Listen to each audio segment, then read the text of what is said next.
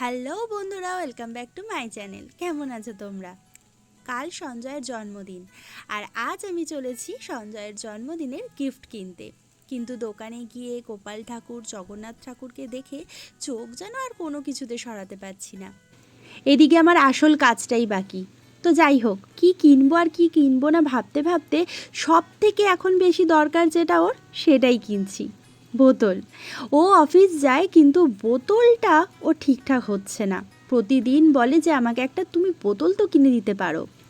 তাই ভাবলাম এবার জন্মদিনে ওকে এই বোতলটাই গিফট করব। তারপর গিয়েছিলাম ফুলের দোকানে। নানান ফুল দেখে কি আর বলবো, আমার তো ফুলের ছবি তুলতে ভীষণ ভালো লাগে। কিছু ফুল নিলাম সঞ্জয়ের জন্য। গিয়েছিলাম ওর গাড়িতে, আর আসার সময় হেঁটে ফিরছি, কারণ ওকে নিয়ে আমি দোকানে ঢুকিনি। ওর গিফটটা সারপ্রাইজ। বাড়িতে এসেই একবারে দেব রাত্রির 12টার সময়। উইশ করব, তার সাথে দিয়ে দেব গিফট। এই যে আসার সময় আমি আবার একটু ভিডিও করছিলাম। ভালো লাগে নির্জন রাস্তায় ভিডিও করতে। তো বাড়িতে এসে রাত্রির 12টার সময় ওকে আমি গোলাপ ফুলগুলো দিলাম।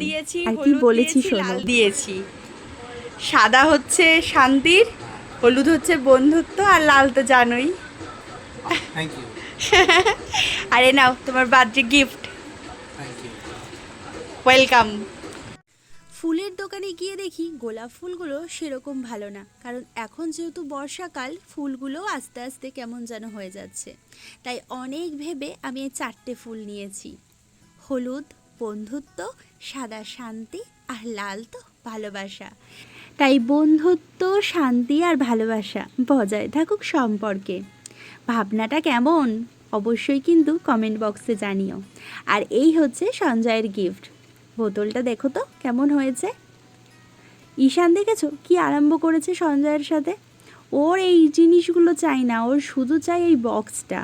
ওই জন্য ওর কাঁধের ওপর উঠে এই সমস্ত করছে। তাহলে বন্ধুরা, আজকের মতো এখানেই টাটা। সবাই সুস্থ থেকো, ভালো থেকো, আর আমার ব্লগটা কেমন লাগলো অবশ্যই জানিও।